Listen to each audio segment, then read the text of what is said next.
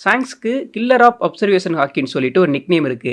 ஏன் தெரியுமா? One பீஸ்ல hockey use பண்ணி ஃபர்ஸ்ட் நம்ம சாங்ஸ தான் பார்த்திருப்போம். அப்போதைக்கு அது ஹாக்கின்னு சொல்லிட்டு நமக்கு தெரியாது. 3 டைப் ஆஃப் ஹாக்கியுமே சாங்ஸ் வேற லெவல்ல யூஸ் பண்ணுவாரு. வில் பவர் கம்மியா இருக்கவங்கலாம் அவருக்கு முன்னாடி நிக்க கூட முடியாது. சாங்ஸால ஒரே டைம்ல 1 லாக் பீப்பிள் மேல கூட அவரால கான்குரர் ஹாக்கிய யூஸ் பண்ணி டீல் பண்ண முடியும். சாங்ஸ் லாங் ரேஞ்ச்ல கூட அவரோட ஹாக்கிய யூஸ் பண்ணியிருப்பாரு. கிரீன் புல் வானோ கண்ட்ரிக்குள்ள இருப்பான். சாங்ஸ் அந்த கண்ட்ரிக்குள்ள கூட என்டர் ஆகாம வெளியில இருந்து சுப்ரீம் கிங் ஹாக்கிய யூஸ் பண்ணியிருப்பாரு. இதை பார்த்து கிரீன் புல் பயந்து இருப்பான். அவன் டபுள் ஃப்ரூட் ஃபார்ம்ல இருந்து நார்மல் ஃபார்முக்கு வந்திருப்பான். அப்சர்வேஷன் ஹாக்கி யூசர் இருக்காங்க இல்லையா, அவங்களால ஃபியூச்சர்ல நடக்கிற ஒரு சில செகண்ட்ஸை பார்க்க முடியும். ஸோ அந்த அளவுக்கு பவர்ஃபுல்லான ஒரு ஹாக்கி யூசரா இருந்தாலும் சாங்ஸுக்கு அகைன்ஸ்டா பேட்டில் பண்றாங்கன்னா சாங்ஸ் மேல அந்த அப்சர்வேஷன் ஹாக்கிங்கிறது ஒர்க் ஆகாது. ஃபியூச்சரை பார்க்கறது அப்படிங்கிறதே அப்சர்வேஷன் ஹாக்கியோட அட்வான்ஸ் வெர்ஷன் தான். பட் சாங்ஸ் மேல அதை யூஸ் பண்றாங்கன்னா அதை நியூட்ரல் பண்ணிடுவாரு. ஃபியூச்சரை பார்க்கறதே அட்வான்ஸ் வெர்ஷன் தான். அதை கேன்சல் பண்ற அளவுக்கு சாங்ஸ் ஹாக்கி யூஸ் பண்றாருன்னா இவர் எந்த அளவுக்கு பவர்ஃபுல்லான ஹாக்கி யூசரா இருப்பாங்கன்னு சொல்லிட்டு பாத்துக்கோங்க.